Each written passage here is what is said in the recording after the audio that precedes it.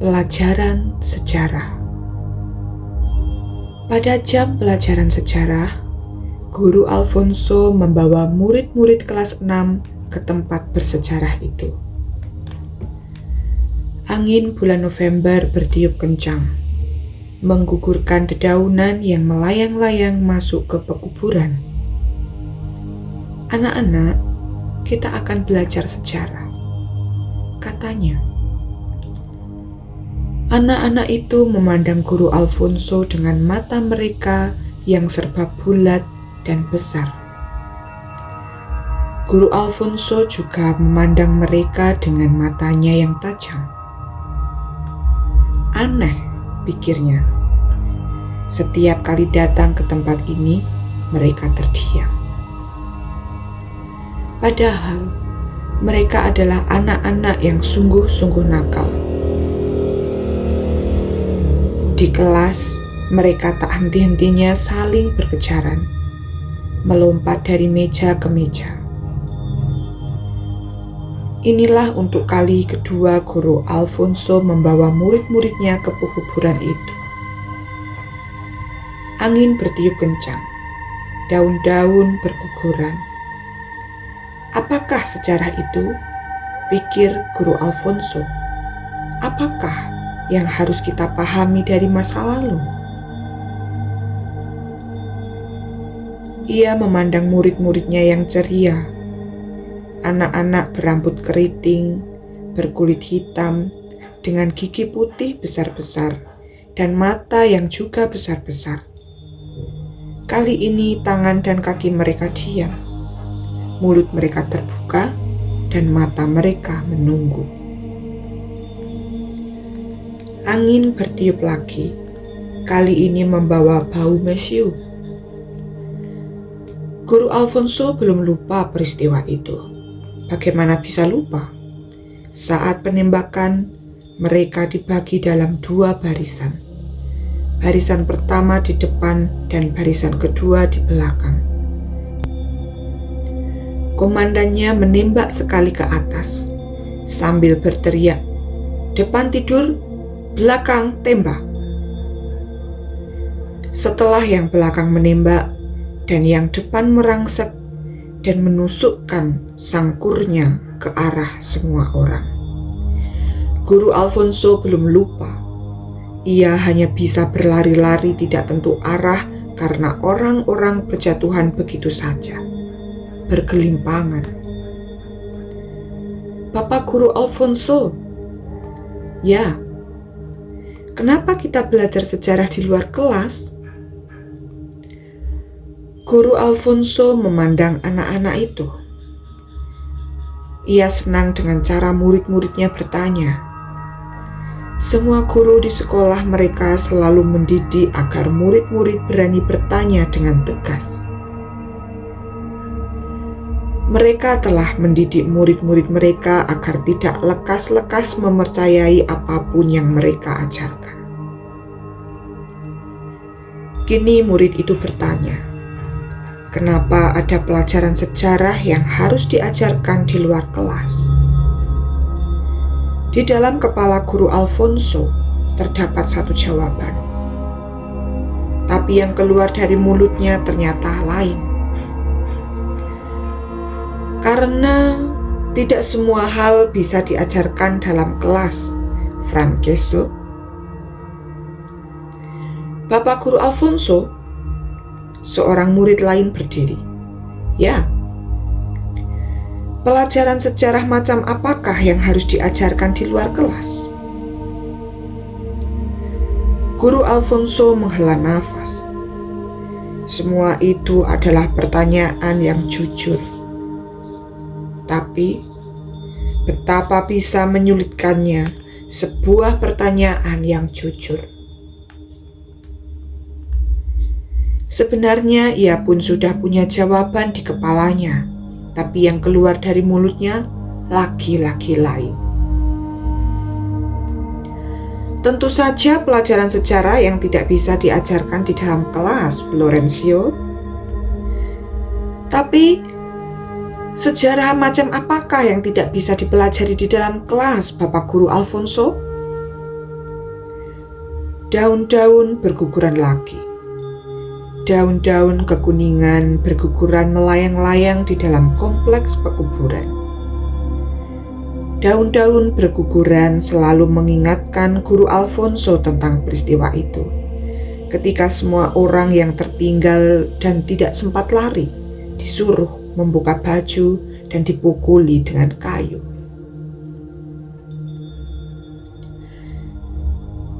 Sekarang kamu semua berdoa. Waktunya sudah tiba. Kamu akan mati semua. Guru Alfonso tengkurap pura-pura mati. Ia melihat teman di sebelahnya yang masih hidup. Kepalanya ditusuk pisau. Sejarah itu bukan hanya catatan tanggal dan nama-nama, Florencio. Sejarah itu sering juga masih tersisa di rerumputan, terpendam dalam angin, menghempas dari balik ombak. Sejarah itu, Florencio, merayap di luar kelas. Kini kalian harus mempelajarinya. Anak-anak itu terdiam. Mereka sudah banyak belajar. Selama 6 tahun mereka telah belajar membaca, menulis, berhitung, dan menghubungkan sebab akibat. Mereka telah mempelajari bagaimana berbahasa, bagaimana mempergunakan bahasa, dan bagaimana memanfaatkan bahasa. Selama 6 tahun, selama 6 tahun, guru-guru mereka yang rahangnya kukuh dan tajam matanya, dan beberapa di antaranya tidak bertelinga, telah mendidik mereka dengan suatu cara agar mereka mampu menguasai bahasa, karena dengan bahasa itulah mereka bisa memahami banyak hal, termasuk sejarah. Guru Alfonso sudah lama mempelajari, belasan tahun lamanya, bahwa harapan mereka terletak di pundak anak-anak itu. Tapi Guru Alfonso menyadari betapa harapan itu hanya bisa menjadi kenyataan jika anak-anak itu mampu memahami sejarah. Guru Alfonso juga sangat memaklumi, hanya dengan suatu cara berbahasa yang saling bisa dimengerti, sejarah mereka bisa dihayati. Karena begitulah, memang tidak terlalu mudah mengajarkan suatu pengertian tentang makna peluru yang berterbangan itu.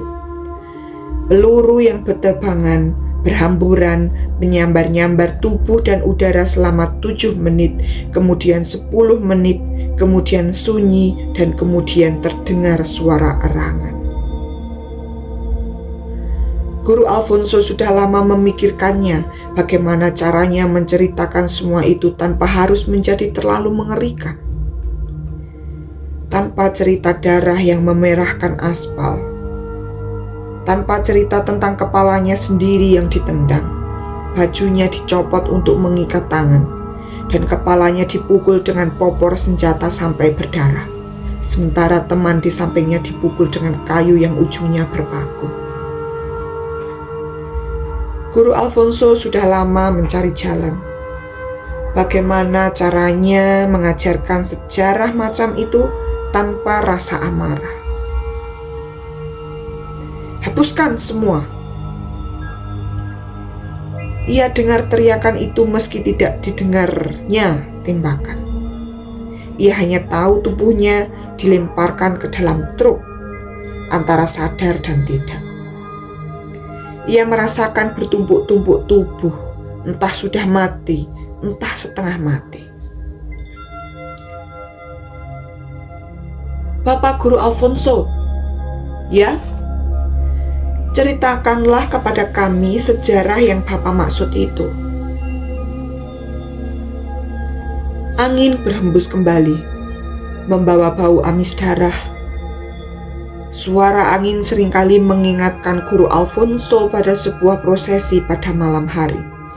Sebuah iring-iringan yang panjang mengiringkan sebuah peti mati dengan 1000 lilin yang menyala. Betapa kesedihan bisa menjadi luka yang memanjang. Kami hanya berduka untuk kematian Sebastian. Ia ingat kata-kata itu. Kami hanya berduka dan menaburkan bunga. Ada yang berduka, ada yang lebih dari sekadar berduka dan mengibarkan bendera dan membawa poster-poster. Mestikah, oh Ventura, mestikah, oh Clementio, seseorang mencintai kemerdekaan lebih dari kehidupan, lebih dari kenyataan? Bapak Guru Alfonso, ya, hari sudah siang. Jam pelajaran sejarah hampir habis. Ceritakanlah segera. Anak-anak, apakah yang mesti diketahui anak-anak? Mestikah mereka tahu mengapa kakak-kakak mereka hilang tak tentu rimbanya, keluarganya tak lengkap, dan ayah mereka dikuburkan entah di mana? Mestikah mereka tahu mengapa malam begitu sunyi, patroli tentara berkeliaran dan mata ibu mereka sering ketakutan? Guru Alfonso sedang berpikir, bagaimana caranya menyampaikan pelajaran sejarah itu sebaik-baiknya ketika matahari semakin tinggi.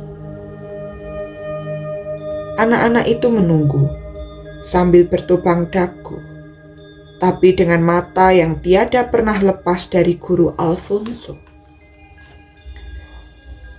Maka Guru Alfonso pun berkisah. Pada suatu hari, 18 tahun yang lalu, bla bla bla. Maka angin pun bertiup mengembuskan gelombang sejarah. Anak-anak itu mulai terpesona. Mereka dihanyutkan ke sebuah dunia tempat debu bertebaran, peluru berhamburan, darah bermunceratan, dan air mata menetes tapi mulut terkatup dengan geram. Sebuah dunia tempat ibu-ibu kehilangan anaknya, anak-anak kehilangan orang tuanya, kaum wanita dilecehkan dan diperkosa. Seorang pemuda berteriak, "Viva!" dan terbungkam dengan darah mengalir dari telinga yang kemudian dipotong oleh tentara. Mayat-mayat bergelimpangan dan para serdadu berfoto bersama di depan mayat-mayat itu. Kadang-kadang mayat yang berlubang-lubang karena berondongan peluru itu mereka dudukkan seperti orang hidup, dipasangi topi dan diberi rokok pada mulutnya. Lantas para serdadu berfoto bersama sambil tertawa-tawa. Angin bulan November masih bertiup kencang. Kali ini kencang sekali, sehingga dedaunan makin banyak berguguran di pekuburan, membawa bunyi berkerosok di sisi-sisi tembok. Namun langit mendadak mendung, bagai meneduhkan ratusan roh yang gentayangan penuh dendam. Guru Alfonso masih bercerita. Ia bercerita dengan tenang, tapi menghanyutkan. Anak-anak itu mendengarkan dengan mulut terbuka dan sejarah mengalir ke dalam jiwa mereka. Sebenarnya, seluruh cerita Guru Alfonso itu sudah pernah mereka dengar. Bahkan sebenarnya mereka sudah hafal di luar kepala. Tapi kini mereka mengerti. Itulah sejarah yang tidak tertulis dalam buku-buku pelajaran sejarah. Jakarta, 3 November 1993.